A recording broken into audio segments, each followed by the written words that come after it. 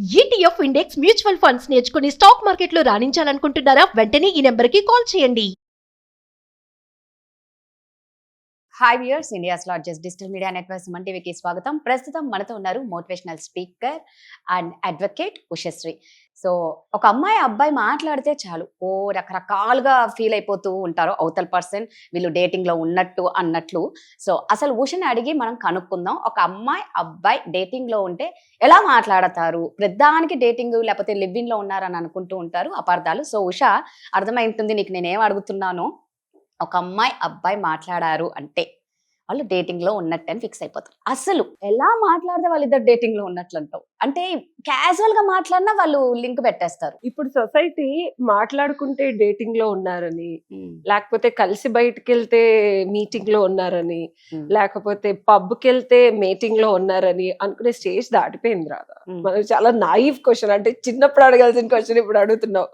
So రియాలిటీలో అసలు ఇప్పుడు ట్రెండ్ ఎట్లా మారిందంటే, ఒక అమ్మాయి ఒక అబ్బాయి to begin with starting office లో పనిచేస్తున్నా, ఇప్పుడు పల్లెటూరుల నుంచి వస్తారు కదా, వాళ్ళకంతా కొత్త కొత్తగా.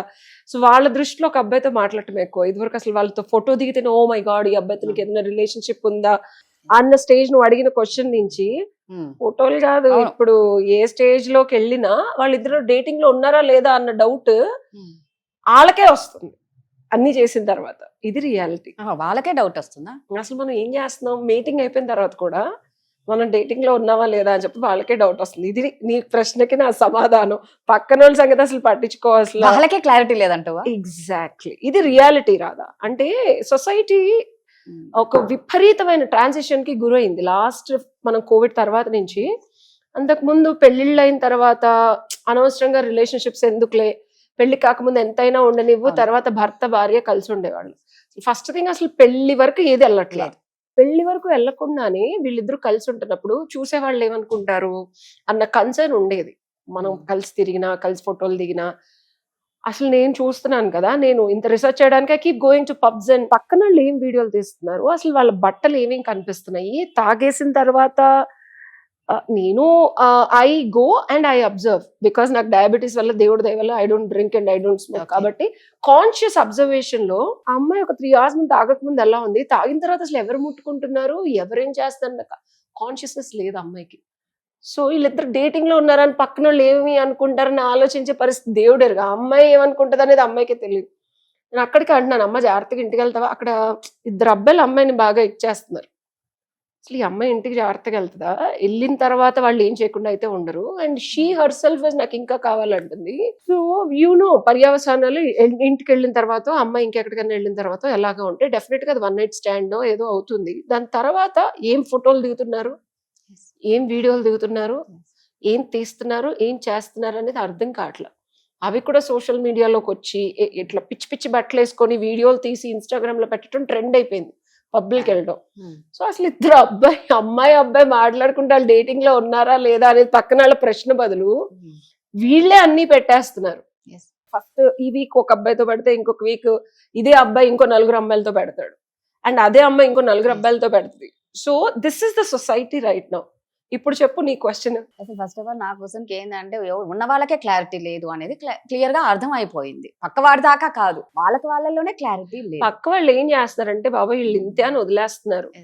ఒక జనరేషన్ అంటే ఒక 4 years 3 years బ్యాక్ వరకు.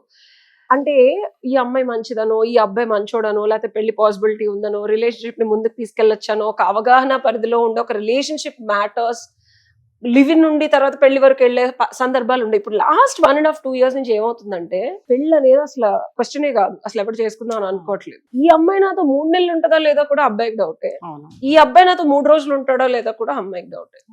సో ఇలాంటి సినారియోస్ లో పక్కన వాళ్ళు ఏమనుకుంటున్నారు, అసలు పక్కన వాళ్ళు మనం పద్ధతిగా ఉండాలా లేకపోతే ఇట్లా పిచ్చిగా వెళ్ళకూడదా అనే ఆలోచన వదిలేసి, పక్కన వాళ్ళు కూడా అరే బాబా వాళ్ళు ఏమన్నా ఉండని, నా బతుకు నేను బతుకుతాను, నా కన్సర్న్ ఏంటి, నా పిల్ల ఏంటి, నా పెళ్ళం నాతో ఉందా లేదా, లేకపోతే నా హస్బెండ్ ఇంటికి జాగ్రత్తగా వస్తున్నాడా లేదా అనే వర్రీకి వచ్చేసారు. ఇదివరకు సొసైటీలో ఒక స్టాండర్డ్ ఉండేది, అరే ఇట్లా చేయకూడదు పెళ్ళైన వాళ్ళని. ఇప్పుడు అసలు పెళ్ళైన వాళ్ళు కాదు, పెళ్లి కాని వాళ్ళు కాదు, ముసలోళ్ళు కాదు, చిన్నోళ్ళు కాదు, స్కూల్కి వెళ్ళే పిల్లలతో సహా రాదా, ఎవరు ఎప్పుడు ఎవరితో ఏం చేస్తున్నారన్న క్లారిటీ వాళ్ళకే లేదు, పక్కన వాళ్ళకి అంతకన్నా లేదు. ఇది సమాధానం. ఇప్పుడు చెప్పు, దీనికి సొల్యూషన్ కావాలంటే చెప్పు.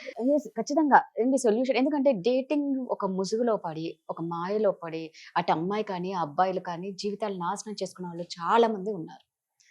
అలా నాశనం చేసుకోకుండా మంచిగా లైఫ్ని ఎంజాయ్ చేస్తూ ఉన్న చిన్న జీవితాన్ని హ్యాపీగా గడపాలి అంటే దీనికి ఖచ్చితంగా ఒక సొల్యూషన్ కావాల్సిందే. సో దానికి నేను చెప్పొచ్చేది ఏంటంటే రాధా, ఏ జనరేషన్ అయినా సరే మన ప్రొఫైల్, మన డిగ్నిటీ, మన ఐడెంటిటీ చాలా ఇంపార్టెంట్. నేను ఇది అమ్మాయిల గురించే చెప్పట్లేదు, అబ్బాయిలకు కూడా. సరైన భార్య రావాలన్నా, రేపొద్దున జీవితాంతం ఒక్కళ్ళే ఉండి 10 మంది అమ్మాయిలతో ఉండే సినారియో ఉండదు. ఏజ్ పెరిగే కొద్దీ మనకు కూడా ఒక తోడు కావాలనిపిస్తుంది, ఒళ్ళు నొప్పులు వస్తాయి, అప్పుడు ఇంత ఎనర్జీ ఉండదు. అమ్మాయిల్ని పబ్బులకి తీసుకెళ్లే సత్తా ఎప్పుడు 24 గంటలు ఎర్న్ చేయలేం కదా. అమ్మాయిలైనా అబ్బాయిలైనా అప్ అండ్ డౌన్స్ వస్తాయి, డబ్బులు లేని పరిస్థితి వస్తాయి, అందవిహీన పరిస్థితి వస్తుంది.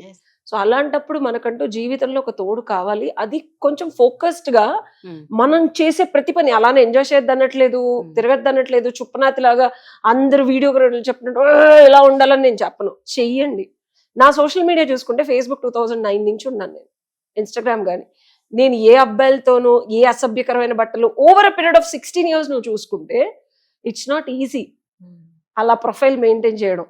ఓకే, అంటే మనం ఏం చేస్తున్నాం అనేది ప్రపంచానికి చూపించేసుకొని మన క్యారెక్టర్ ని మనమే అసాసినేట్ చేసుకోవాల్సిన అవసరం లేదు ఫస్ట్. అండ్ నువ్వు నీ కోసం, నీ సంతోషం కోసం, నీ ఆనందం కోసం, నీ తృప్తి కోసం ఏదైతే చేస్తావో అది నీకు మాత్రమే తెలియాలి. నలుగురు నోట్లో పడి ఈ రోజు అది నీకు కరెక్ట్ అనిపిస్తుంది, ఒక 10 ఏళ్ల తర్వాత, 10 రోజుల తర్వాత నీకు తప్పు అనిపించి నువ్వు బాగుంది అని చెప్పి ఈ జనరేషన్ ఏం చేస్తున్నారంటే బయట పెట్టేస్తున్నారు. ఆ తర్వాత ఏంటంటే ఆ సొసైటీ డెఫినెట్ గా క్వశ్చన్ చేస్తుంది, మనం చేయట్లేదు అనుకునే ముసుగులో పడుతున్నాం కదా. ఇప్పుడు ప్రాక్టికల్ రియాలిటీ చెప్తాను. So irrespective of what society judge చేస్తుంది నేను, because we are a human society bound. So వద్దన్నా కాదన్నా 10 మందితో తిరుగుతుంది అన్నప్పుడు నీకు వచ్చే ఆపర్చునిటీస్ కానీ, బాస్ నిన్ను ట్రీట్ చేసే పద్ధతి కానీ, నలుగురు నిన్ను చూసే పద్ధతి కానీ, అబ్బాయితో సహా అరే వీడు ఫ్లాంబాయింట్ 10 మంది అమ్మాయిలతో ఉంటాడంటే వద్దన్నా చీప్ గా చూస్తారు, కాదన్నా నిన్ను వాడుకోవడానికి ట్రై చేస్తారు, లేదన్నా సరే బెనిఫిట్ వాళ్ళకేంటి అని ఆలోచిస్తారు. సో చూపించాల్సిన అవసరం లేదు, నిన్ను నువ్వు చూసుకుంటూ నువ్వు ఏం చూపిద్దాం అనుకుంటే that's also image consulting. That's what I study.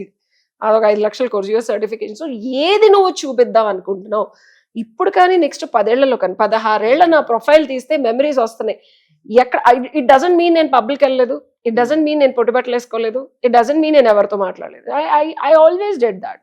నా పర్సనల్ లైఫ్ నాతో ఉంది, ఎవ్వరికి చూపించాల్సిన అవసరం లేదు. చూపించాల్సిన అవసరం వస్తే ఏదో సెలబ్రిటీస్ తోనో వాళ్ళతోనో వీళ్ళతోనో అవసరమైన ఫోటోలు మాత్రమే పెట్టి ఊరికి పబ్లిక్ వెళ్ళాము, ఇదేదో పెద్ద షోకిన్ అయిపోయింది. కపుల్ గోల్స్ అంటున్నారు, అక్కడ తిరిగాం, ఇక్కడ తిరిగాం, అక్కడ తిరిగాం, ఇక్కడ తిరిగాం, ఆ తర్వాత ఆ కపుల్ ఉంటుందో లేదో తెలియదు.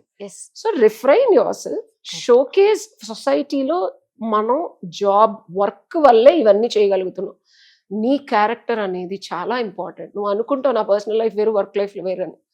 నేను ఎప్పుడో 2011లో హెచ్ఎస్సిసిలో వర్క్ చేసేదాన్ని, సెక్యూరిటీ. నన్ను చాలా సెక్యూరిటీ హెడ్ చాలా సార్లు డేట్కి అడిగారు ఆయన బయటికి, నేను వెళ్ళలేదు. అప్పుడు ఆల్మోస్ట్ 11 months కన్సిస్టెంట్ గా అడిగితే, సార్ నా వర్క్ ఎన్వైరన్మెంట్ లో నేను ఏది చేయను, మీరు నాకు పరిచయం ఇందులో, మోర్ ఓవర్ నాకు సింగిల్గా ఉండాలని. నాకు ఎవరితో, కెన్ యూ బిలీవ్, ఆయన గోవా, నేను 2000 వాట్ ఎవర్ ఇయర్ లో వెళ్తే గోవా సీఎం కి బామ్మర్ది. ఎవరు ఫోన్ చేసినా అట్లా మా సర్కిల్, నీకు తెలుసా అంటే నేను పేరు చెప్పు, నాకు తెలుసా అంటే నేను ఫోన్ చేసి ఎత్తిది, he came and gave us a nice party. So మన క్యారెక్టర్ ఎన్ని ఇయర్స్, ఒక 11 years తర్వాత కూడా మనం వర్క్ చేసింది అనుకుంటా ఏముంది, ఇట్ వాస్ ఫన్ అన్ను, it was not fun, it's a character assassination for you eventually.